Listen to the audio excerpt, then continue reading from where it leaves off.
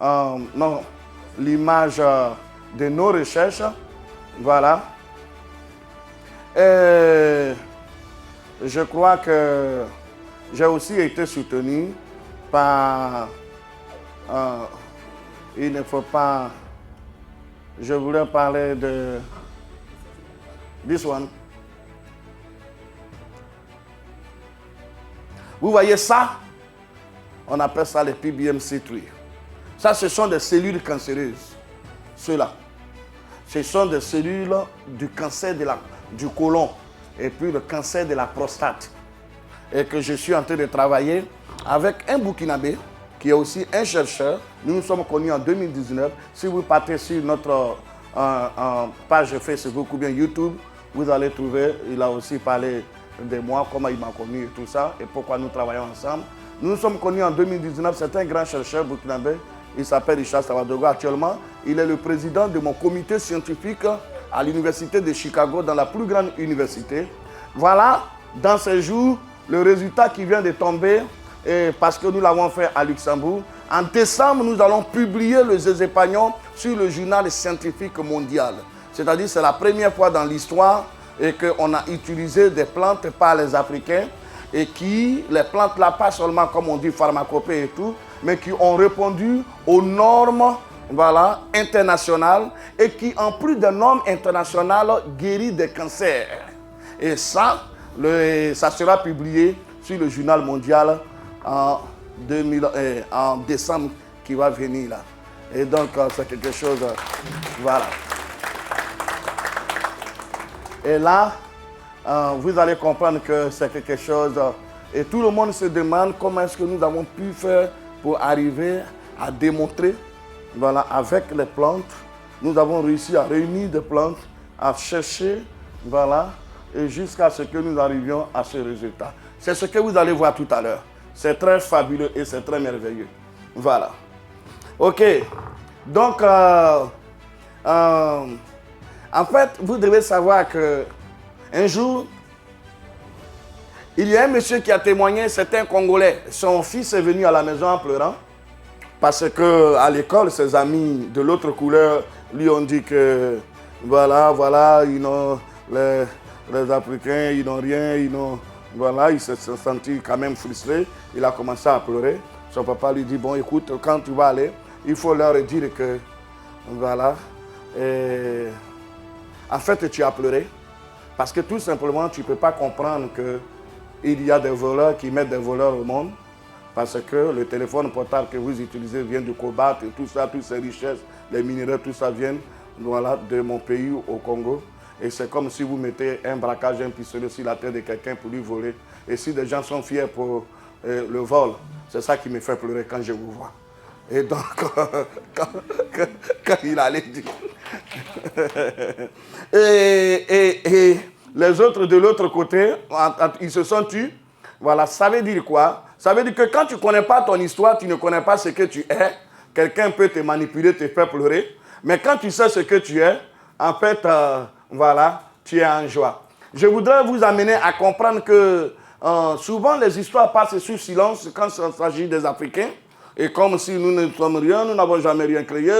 C'est pour ça et que j'ai tenu dans ma langue à conserver le nom zézépagnon qui va passer sur le journal scientifique mondial. Et les 10 millions de dollars ont été trouvés par moi-même, non pas par une banque, non pas par un financement extérieur. Voilà, tout avec les PBMC pour faire, jusqu'à la publication, faire 10 millions de dollars. Près de 6 milliards de francs CFA a été trouvé par MAPA seul, sans financement. Pourquoi? Parce que nous voulons révéler le défi, voilà, pour dire que quand même, nous aussi, on peut faire quelque chose. Voilà. Il s'agit de quoi au juste? Voilà. Il s'agit de l'immunothérapie. On y va. Vous savez...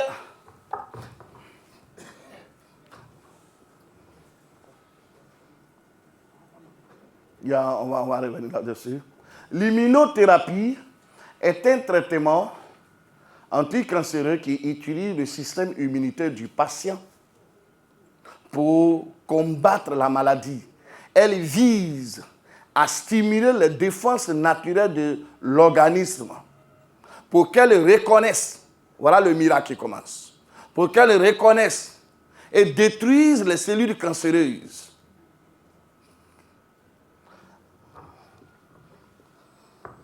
La médecine conventionnelle utilise aujourd'hui la chimiothérapie.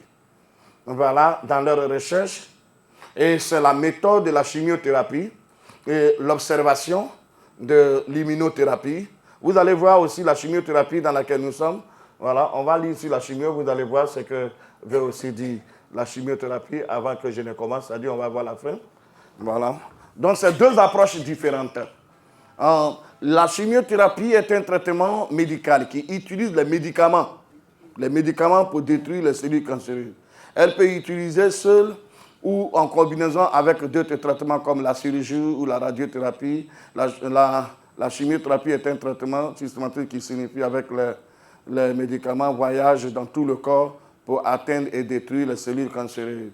Voilà. Donc, la chimiothérapie utilise les médicaments, voilà, les médicaments, c'est-à-dire la chimie, voilà, et pour attaquer directement. Donc, ces médicaments sont toxiques, voilà, et il y a beaucoup d'effets secondaires, alors que l'immunothérapie utilise directement, voilà, le système immunitaire pour agir sur, voilà.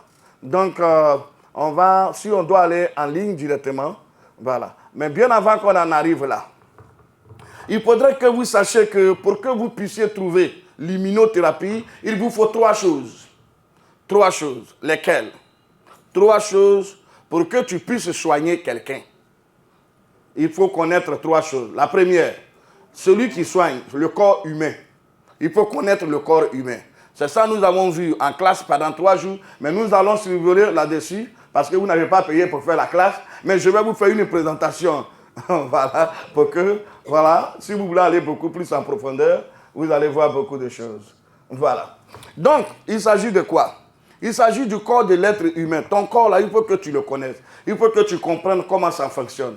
Parce que si tu veux réparer, si on veut réparer, par exemple, une Toyota, il faut qu'on parte chez les spécialistes de Toyota qui maîtrisent la Toyota. Une Mercedes, chez les spécialistes de Mercedes, n'est-ce pas? Voilà. Donc, tu veux soigner un corps, puisque c'est le corps qui est malade.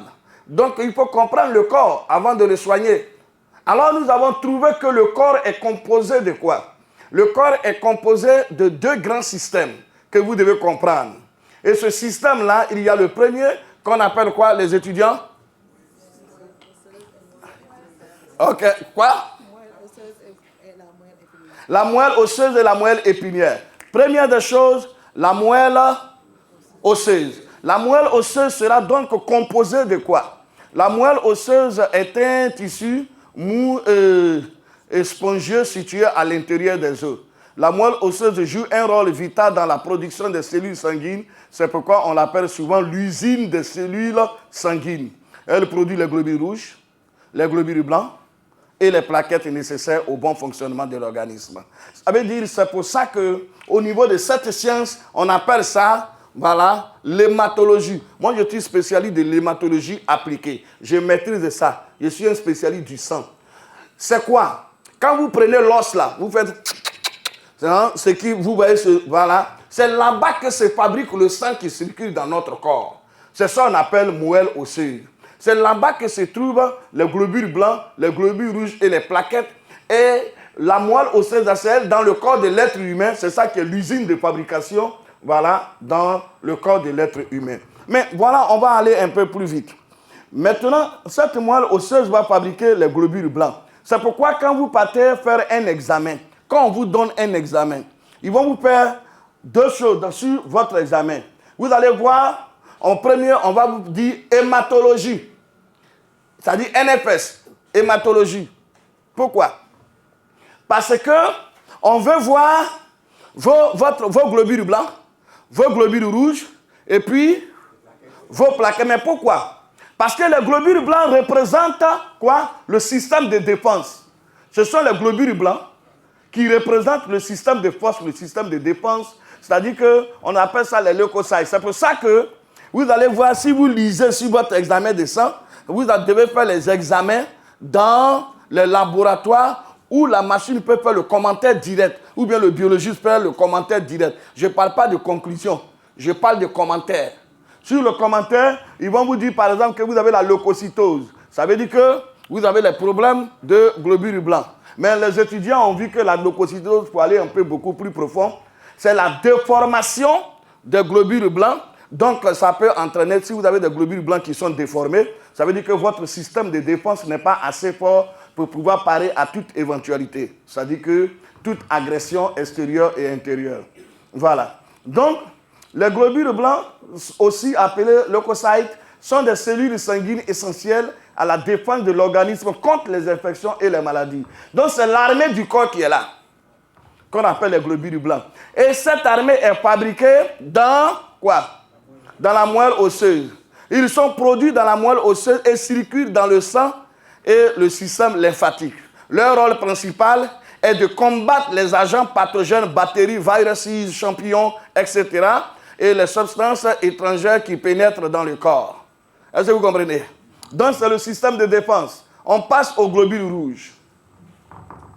Les globules rouges, qu'on peut appeler érythrocytes, ont un rôle essentiel dans le transport de l'oxygène et du dioxyde de carbone dans le corps. Ils contiennent de l'hémoglobine, une protéine qui leur permet de fixer l'oxygène dans les poumons et le transporter vers les tissus et les organes. En retour, ils captent le dioxyde de carbone et un déchet et métabolisent cellulaire. Ils le ramènent aux poumons pour être éliminés. Ça veut dire quoi ici? Ça veut dire que la moelle osseuse, après Dieu, voilà votre Dieu qui est là. C'est-à-dire dans le corps de l'être humain. Après le grand Dieu, c'est le globule rouge qui donne la vie. Parce que c'est dans les globules rouges que se trouvent deux choses. La première, on appelle ça l'hémoglobine. Parce que souvent les enfants, maman, pourquoi mon sang est rouge? Il faut lui dire, ton sang est rouge parce que c'est ce que le cerveau reconnaît pour que tu sois en vie. Le sang, s'il est bleu, le cerveau ne peut plus reconnaître, tu es mort. C'est le sang rouge que le cerveau reconnaît. Donc, en plus de ce sang rouge, voilà, il y a ce qu'on appelle l'oxygène. L'oxygène qui circule, tous les organes du corps, tous les organes fonctionnent avec l'oxygène. Tous les organes du corps. Et cet oxygène-là, c'est elle qui alimente tous les organes du corps, y compris leur patron. Leur patron, c'est quoi? Le cerveau. Voilà, on acclame pour les étudiants. Voilà, le cerveau. OK. Donc, c'est le cerveau qui donne la vie à tous les organes. Donc, imaginez que quelqu'un a un problème de globules rouges. Ça veut dire quoi? Ça veut dire qu'il aura un déficit de circulation d'oxygène dans son système. Il est exposé à quelle maladie? AVC. Vous voyez, toutes les personnes, ils se réveillent le matin, ils ont vertige, ils ne peuvent pas bien marcher, voilà, ils ont des problèmes, des ventres qui gonflent, des métabolismes, tout ça là, c'est un problème d'oxygène. Et ce sont les globules rouges qui produisent ça. Allez, au suivant. On a les plaquettes. On les appelle les thrombocytes. Les plaquettes appelées thrombocytes sont les cellules sanguines essentielles pour la coagulation du sang. Pourquoi on calcule les plaquettes? Parce que la façon dont le sang coule dans ton sang, voilà, dans ton corps, le sang ne coule pas comme l'eau. Non, le sang coule, voilà, en molécules. Donc, c'est par rapport aux plaquettes qu'on mesure la circulation de ton sang. À quelle quantité le sang coule dans ton corps. Donc, quand vous avez un examen là, NFS là, il faut que vous voyez comment est-ce que votre sang coule. Est-ce que dans le commentaire, il peut vous dire par exemple, vous avez quoi? Une anémie. Voilà, si on te dit par exemple à quelqu'un qui a un examen, ils ont dit vous avez une anémie. Voilà, une anémie. On te dit vous avez une anémie. Une anémie, ça veut dire que au niveau des plaquettes, ton sang, tu n'as pas assez de sang. Tu n'as pas assez de sang, pourquoi? Tu n'as pas assez de sang parce que ta moelle osseuse est prise en otage par ce qu'on appelle l'incubation. Et vous allez voir ça tout à l'heure. Allez, on va passer. OK. Ça, ce qu'on vient de voir premièrement, c'est quoi? Comment on appelle ça? La moelle osseuse. Est-ce que vous voyez? La moelle osseuse. On a passé la moelle osseuse. On tombe maintenant dans la moelle épinière. Parce que souvent, si on vous demande quel est le patron des organes, dans les films, l'homme meurt par quoi? Voilà, vous voyez? Voilà, maître vient de dire que l'homme meurt par arrêt cardiaque, alors que l'homme ne meurt pas par le cœur. Voilà, maître, elle est l'avocate, elle est dans l'affaire des juges. Maintenant, nous, on va lui montrer un peu dans l'affaire de la santé. Hein? Ok, maman, on ne meurt pas par arrêt cardiaque, on meurt par le déficit de l'oxygène dans quoi? Dans le cerveau. On acclame les étudiants. La mort, c'est au niveau du cerveau. C'est quand le cerveau est mort, voilà, que maintenant le cœur s'arrête. On revient. Dans la moelle épinière, voilà, le cerveau est l'organe central du système nerveux et joue un rôle crucial dans le contrôle et la coordination de toutes les fonctions du corps. C'est-à-dire le cerveau, il est le patron de tout le corps. Il est responsable de la réception et du traitement de l'information et de la génération des pensées et de la coordination des mouvements et de la régulation des fonctions vitales. C'est-à-dire quoi? Cerveau que vous voyez là, c'est lui qui est l'ordinateur du corps. C'est comme une voiture, marche arrière, boîte automatique. C'est notre boîte automatique qui est là. Et le cerveau, il est divisé en lobes. Et ces lobes-là, moi j'appelle ça les quartiers. Mais je vais vous parler en 2 minutes de ça. Étudiants, on arrive ici. Le lobe frontal, il est responsable de quoi? Est-ce que tu as mis les lobes? Ok. Quel étudiant qui va nous aider dans les lobes? Ok. Le lobe frontal. Oui? Tu as un micro là-bas? Oui. Voilà. Ma fille Aïcha. Celle qui m'a accompagné, c'est ma nièce. Elle, c'est ma fille. C'est ma nièce aussi. Alors, pour le... Viens, viens. Ok. Qui va se préparer? Il y a aussi Madame Oku, colonel Oku. En bas, par, ce sont les anciens retraités diplômés qui sont intelligents. Tu ne peux pas tromper quelqu'un là-bas. Ok. Alors, pour le lobe frontal, il est responsable de la prise de décision, des comportements sociaux et du raisonnement aussi. Est-ce qu'on peut acclamer? Merci. Voilà. Elle est venue, mais sa maman a fait venir ses enfants. Elle a un master pour venir apprendre sur l'immunothérapie. Voilà. Et comme on dit, c'est une entreprise familiale. Donc, ok. Donc, le lobe frontal, qu'elle vient de dire, est responsable des comportements sociaux. Voilà. De quoi encore? De la prise de décision. C'est-à-dire, quand l'oxygène, c'est-à-dire que quand l'oxygène monte, le cerveau reçoit l'oxygène. Le cerveau, là, lui-même, il prend 20% de l'oxygène pour sa subsistance. Voilà. Et voilà. Et puis, tu as le côté, le cerveau prend combien de pourcents d'oxygène? Voilà. Et avant qu'on ne revienne sur, le cerveau prend 20% de l'oxygène pour s'entretenir lui-même et il donne 80 autres pourcents aux autres organes. Du tic-tac, du tic-tac. Voilà. Donc, le lobe frontal. Est-ce que vous voyez? Donc, vous allez voir que quand quelqu'un commence à avoir des problèmes, on dit non, il a la dépression, c'est comme si c'est une petite folie qui veut le prendre et tout. Il est bipolaire, encore, il a un problème ici, dans son cerveau. C'est ce côté-là, il a un problème. Ce n'est pas oxygéné. Est-ce que vous voyez? Voilà. Donc, ça fait que dans la prise de décision, il parle, il répète les mots, et puis il ne comprend pas. Voilà. Il ne sait pas comment il faut respecter les gens. Quand il voit les gens, il voit que non, les gens veulent le tuer. Il dort, il voit que non, la nuit, les gens se transforment, ils veulent le tuer. La plupart de ceux qui ont ce problème-là, ils font de mauvais rêves. Et c'est eux qui ont ce problème-là parce qu'ils ont un problème d'oxygénation au niveau du cerveau. Voilà. On voit maintenant le lobe, voilà, dans l'autre quartier, pariétal. Quel étudiant qui peut le dire? Madame Oku, vous n'êtes plus chaude? Voilà. Quel étudiant? Vous avez vu là, hein? Impliqué dans le traitement des informations sensorielles. Voilà, dans le côté, dans ma fille, tu te prépares pour les informations sensorielles. Voilà, vous allez voir que, voilà, c'est-à-dire que ici, il traite. Vous allez voir qu'il y a des gens, il dit, ah, moi-même, je ne sens plus mon mari. Le monsieur peut dire, moi-même, après des rapports sexuels, ça ne me dit plus rien, je ne sens rien, voilà. Et quand on touche même la personne ne comprend rien, et tout ça, c'est à ce niveau. Même c'est ça qui fait perdre même, comment on appelle ça, la libido. Est-ce que vous voyez? C'est au niveau du cerveau. Et ça, José Pagnon a des solutions pour tout ce que vous voyez là. Hein?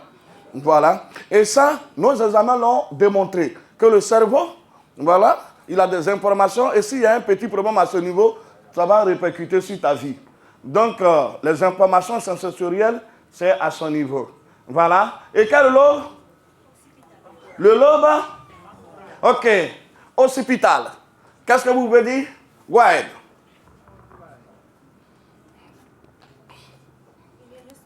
De la réception et de tout ce Il est responsable de la réception. De la réception Oui, et de tout ce qui est visuel. Et de tout ce qui est visuel. Vous allez voir, oh, vraiment, j'ai des problèmes, je ne vois plus. Est-ce que vous voyez? Je ne vois pas, ma vue a diminué. Voilà. Et ça veut dire qu'il ne reçoit pas assez d'oxygène pour le communiquer au champ de vision. Donc, c'est depuis le cerveau. Est-ce que vous voyez? Voilà. Vous voyez que le cerveau, ce n'est pas petit, lui seul. Voilà, le lobe temporal. Le lobe temporal, c'est tout ce qui est lié à la mémoire, à l'audition et au langage. Ok, vous voyez, quand le cerveau a un problème, tu peux ne pas entendre, on t'appelle, tu n'entends pas. Est-ce que vous voyez? Souvent même ta voix ne sort pas. Et puis, tu oublies. Tu oublies. Tu peux aller dans la chambre, tu t'en chercher quelque chose, tu reviens, tu ne sais pas c'est quoi tu étais allé chercher. Juste parce que l'oxygène qui devrait arriver au niveau du cerveau n'arrive pas bien. Donc, il faudrait qu'on oxygène ton cerveau. On continue maintenant. Voilà. Donc, dans le système de la moelle épinière, dont le cerveau est le patron lui-même, il a besoin de s'éduquer, il a besoin de se prendre en charge pour pouvoir prendre en charge aussi les autres. Oui. Dans l'immunothérapie, je passe rapidement. Celui qui veut aller en profondeur, il doit s'inscrire pour faire la formation. Nous formons et nous montrons beaucoup de choses. Ok. Donc, nous allons trouver dans le système digestif. Voilà. Vous voyez, dans le système digestif, ce que vous voyez là, même pour mâcher, ta bouche pour manger, ça va passer dans ta gorge. Il faut que le cerveau donne la permission. C'est-à-dire que ça va venir au niveau de quoi? Du foie, au niveau du pancréas, au niveau de l'estomac, au niveau du côlon. Voilà, tout ça jusqu'au rectum, c'est le cerveau qui dirige tous les organes qui sont là-bas. Donc, il faudrait que le cerveau leur donne de l'oxygène. Est-ce que vous voyez? Donc, qu'est-ce qui va se passer? Nous allons trouver que voilà, à partir de là, nous allons trouver qu'il y a une désorganisation dans une organisation. Et c'est là qu'on va appeler la maladie.